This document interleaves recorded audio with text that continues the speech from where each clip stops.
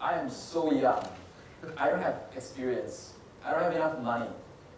And I'm a girl. Well, I'm not. But these are the excuses after excuses we give ourselves to not start working on something that we truly believe in and deeply care about. And these are the exact same things that I was giving myself, the excuses that I was giving myself about 3 years ago, or maybe except for the last excuse. So before I started working on something that I care about. And the thing is, giving excuses has come to such a ridiculous point that we started coming up with silly excuses.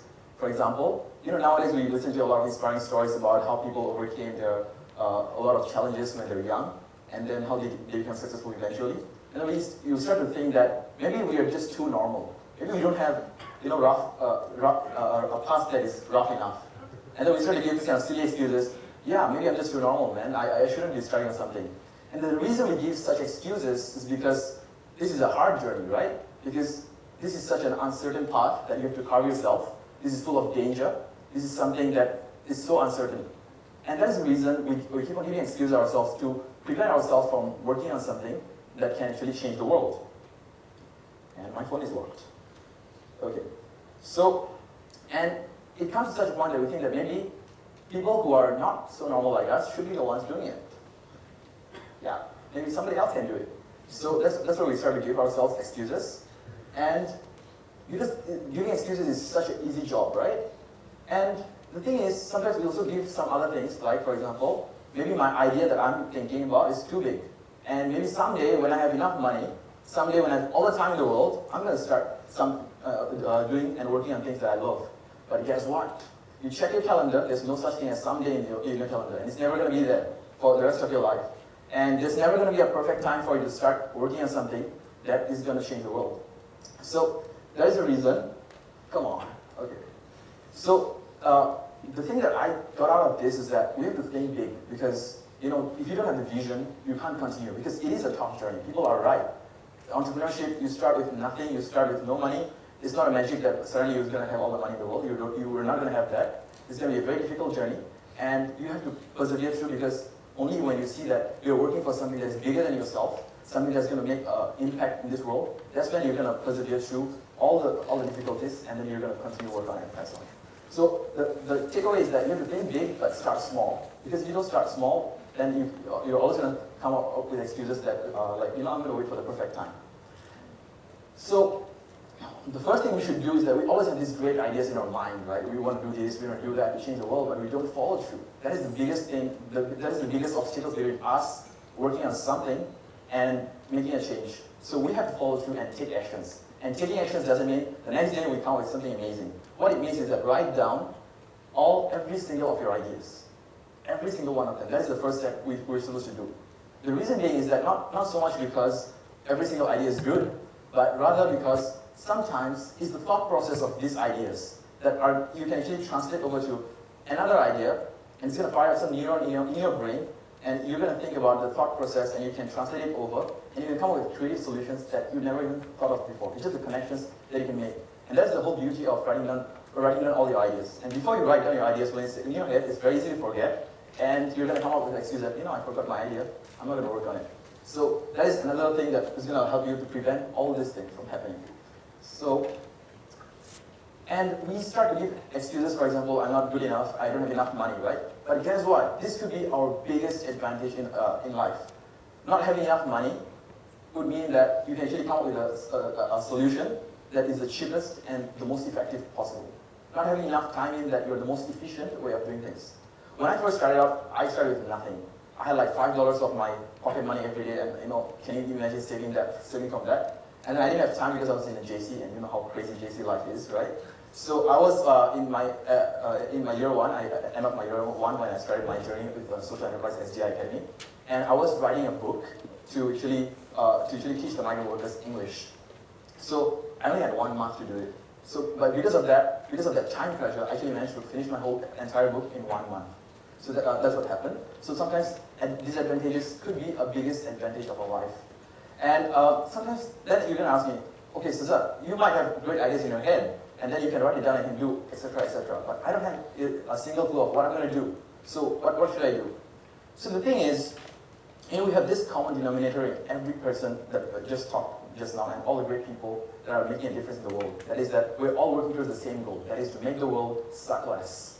So that's what we're going to do. Everything that we're doing, that's the whole reason we're doing it, right? And it doesn't have to be for societal change. It could be for anything. This female billionaire, Elizabeth Holmes, she's been working on this thing where you can actually test your blood without using a needle because she was afraid of needle. And that is making the world suck a little less, right? Because everybody's afraid of needles. And I'm afraid of needles. So, I mean, you can do things in your own way. You can entertain people. We are such a stressful society. And wouldn't it be amazing that if you can entertain people and then take away that stress, wouldn't the world suck a little lesser? So it doesn't have to be, you don't have to go deep down inside. What you can do is small things like that can actually make a change and create an impact in your life. So let me just share about my story because I started with other things. So I actually came to Singapore when I was 10 years old. And when I was 11 years old, that was 10 years ago. So yeah, you guessed my age right, I'm 21. And so when I came here, I couldn't speak a word in English. I'm not lying, seriously. Okay? So, because of that, I actually couldn't get into any school because I flunked all my admission tests and etc. So because of that, I couldn't get into any school, and then I had to drop 2 grades. But the thing is, I realized that I'm not the only one who is suffering so much because of English. There are these amazing people who makes up 30% of our entire working population. 1.3 million of these migrant workers are also facing a lot of problems because they can't speak in English and they can't understand the safety instructions. And their problems were even more severe than mine because it actually makes a difference between life and death during emergency situations. Because imagine they don't understand the safety instructions. What can happen then? So I realized such a severe issue, and I wanted to do something for this. So what I did was that I started teaching these migrant workers voluntarily on a weekend, and I started to teach them in small groups. After that, what happened was that a lot of people showed interest and they came down to my classes, and then I realized that all this while I was pulling the last minute stuff. I didn't really prepare much, and now there's so many people, I can't really screw this up. So what I did was that let me just take a break, guys. Hold on. Let me take a break, and I'm gonna research up and come up with legit stuff rather than just doing the last minute stuff that I do during my exams, right? So that's what I thought. So I took about 8 months of gap and started researching on things like hundreds of books, coming up with worksheets and materials for my book so that I could actually teach them properly and they could learn English and then actually improve themselves. So that's what happened. And and guess what? So I started alone on my own because I didn't know where to start from. I didn't have anybody to start with, and I didn't have money to start with as well, right? So if you want to hire somebody, you have to pay them money. So that's when I realized that I'm going to do it myself. And that was another great advantage. I started to find all the loopholes, like printing worksheets from my own school, the school's printer. All the kind of loopholes I used to find from in school, right? So that was cool. So Daniel is from SDI. Thank you, SDI. So yeah, I started with that, and then after a long time, after I persevered through all the difficulties, working through like 72 hours non-stop without sleep, I finally came up with my book. I published my book and graduated my first batch of students. And then people started to see that there was a difference, that was being made in the society, and people started believing in my vision. And right now we have a rock star team. Yep, and our team is ever expanding. We are always expanding, and we are taking amazing people who are actually getting in to contribute more and actually make a difference even greater. So the thing is that we always have to think that we have to take a small step towards a big dream. My dream is to make an inclusive society where migrant workers are not looked down upon. In a country like ours, where migrant workers put in so much effort to make this building happen, to make these amazing infrastructures happen, this is where we should appreciate the work and not just look at them as different individuals, but rather as friends. Because after I started working on SDI, I realized there's so much potential. I'm the kind of guy who knows nothing about musical instrument or anything.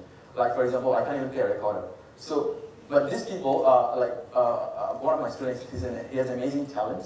And he actually directs our drama for cultural programs and etc. And he plays amazing. He has a beautiful voice, etc. So I started to realize that these people actually have a lot of talents, and we can actually forge a friendship that is like an equal human being rather than somebody who's different and I'm just helping the person. So he doesn't like that anymore. So, and then right now, what you realize is that if you work towards your goal, after a while you actually would realize, if you follow through all your ideas, your dream can actually come true. So, although we are far away from our dream of impacting 1.3 million people, we actually got interest of 1,500 migrant workers after speaking to them, and they actually wanted to come out for our lessons and etc. So we are starting from small, and people are starting to see that what impact that we are making, and we are fortunate enough to make partnership with these amazing organizations who have been supporting us, helping us to make a change in this world. And yeah, if you really follow, dreams do come true if you follow through. I managed to actually sell out my book, first edition of my book, and we actually won a lot of few grants and few competitions recently. So these are like just validations for us to continue that and think that we're in the right path and help us grow. And if you didn't win this and if none of this happened, would I have continued anyway? Of course. Because that is the ambition of the thing. That success might not come so easily for everyone. But what we have to do is that we're going to do it anyway. So it doesn't matter what happens. These are just bonus for us. So that's the mentality we should cultivate. And yeah, the thing is, like just now, Ty was talking about his amazing initiative he's doing. So, and Deborah was talking about her initiative. So actually, they helped us with a lot of programs as well. Society's Tables actually organized social outreach programs for our students. And we actually participated, I think I didn't know about this, but we actually participated in Modular Belanja in one of the flagship programs of this year. And the thing is, imagine each of us working on something that we love. And what happens is that after a while, we can actually start to help each other. And then the impact becomes a lot greater than the individual sums of ourselves. And that's when we can truly accelerate the process of impacting the world. And that is the day I'm looking forward to. And we hope that let's make the world blessed together. Thank you.